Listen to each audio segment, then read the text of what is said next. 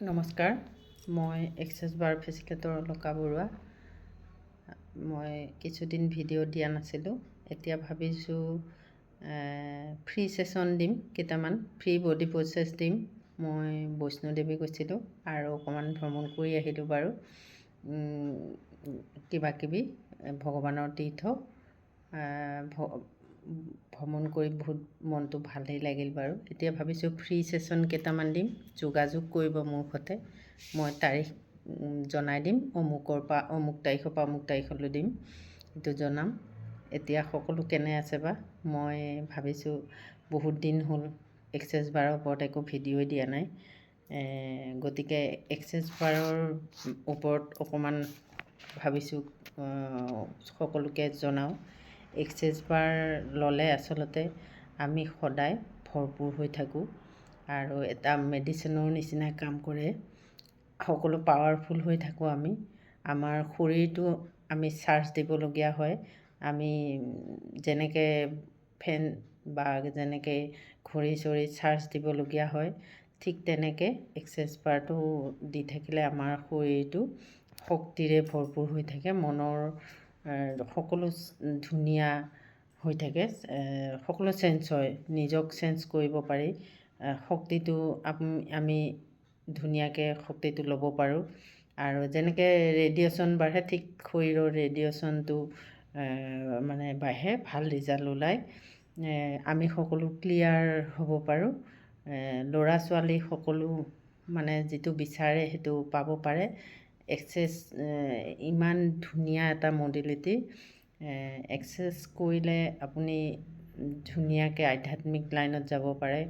সৎসংগ, সৎ ভাৱনা, সকলো মানে ৰিয়েলিটি আহে।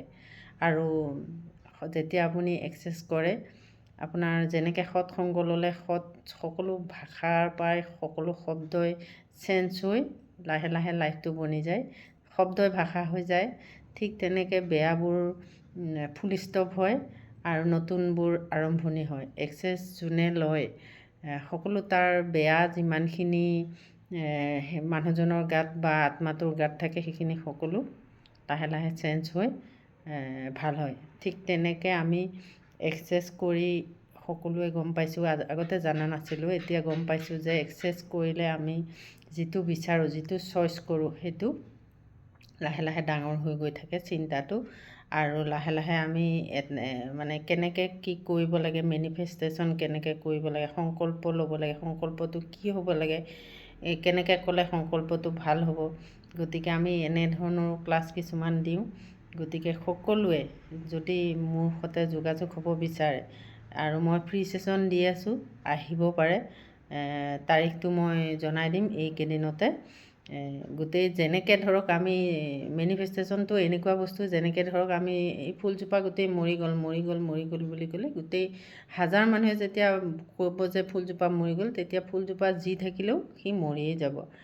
কাৰণ হাজাৰ মানুহৰ ফুলজোপা মৰি গ'ল বুলি খাওঁ লাগি যাব। আৰু যদি আমি ভাবোঁ যে ফুলজোপাৰ এটা দুটা বাচি আছে, যদি চবেই কয় ফুলজোপা জীৱ ভাল হ'ব, আৰু তেতিয়া গম পাওঁ যে লাহে লাহে লাহে লাহে সজীৱ হৈ থাকে। আৰু নিজৰ দেহাটোতে চাব, যেতিয়া আপুনি বেমাৰ কৈ থাকে নহয়, এটাৰ লগত 10টা বেমাৰ লগ হৈ যায় আৰু গোটেই বেয়া নিগেটিভ এনাৰ্জিখিনি গোটেই সোমাই যায়।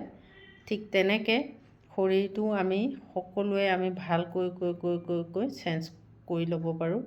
আৰু যেতিয়া আমি শৰীৰটো ধুনীয়াকৈ চেঞ্জ কৰি ল'ব পাৰোঁ, ঠিক তেনেকৈ আমি ভাঙি যোৱা পৰিয়ালবোৰো লগ লাগি থাকিবলৈ আমাৰ এক্সেছে শিকায়। আৰু তাৰ যিবিলাক টুল আছে, এইবিলাক মাতি থাকিলে লাহে লাহে সকলো আকৌ ধুনীয়া আগৰ নিচিনা হয়। কেতিয়াও মানে প্ৰব্লেম আমি পাব নালাগে বা নাপাওঁ। এক্সেছ কৰি যেতিয়া যাওঁ, তেতিয়া সকলো পাৰফেক্ট হৈ লাহে লাহে সকলো চেঞ্জ হ'বলৈ আৰম্ভ কৰে। গতিকে যেনেকৈ ঘৰখন নাভাঙিবলৈ, ঘৰখন ভাল হ'বলৈ এজন বুজা পৰা ঘৈণীয়েক বা পত্নী লাগে। ঠিক তেনেকৈ আকৌ পত্নীজনী ভাল হ'লেই নহ'ব। ঠিক তেনেকৈ পত্নী কেতিয়াও ধৰক যাতে ভাগৰি নপৰে ভাল পত্নীজনী, তাৰ কাৰণে আকৌ পতি গিৰিয়েকজনো ভাল হ'ব লাগিব। ঠিক তেনেকৈ গোটেইখিনি ভাল হৈ চলি যাবলৈ আমাক এক্সেছটো খুব দৰকাৰ। এক্সেছৰ টুল ব্যৱহাৰ কৰি জীৱন মুকলি কৰি নিজৰ জীৱনৰ ৰাস্তা সুন্দৰ আৰু সুখৰ সৎসংগ সকলো পাব পাৰি, সুখৰ সংজ্ঞা বিচাৰি পাব পাৰি। গতিকে জীৱনটো সলাবলৈ হ'লে আপোনালোকে এক্সেছৰ টুল টেকনিক জানিবলৈ হ'লে প্ৰথম ছেশ্যন লৈ চাব লাগিব। গতিকে ছেশ্যনটো ল'বলৈ বিচাৰিলে মোৰ সৈতে যোগাযোগ কৰিব। এক্সেছটো বহুত ভাল মডেলিটি, যিটো মানে কৈ শেষ কৰিব নোৱাৰি। ডক্তৰ,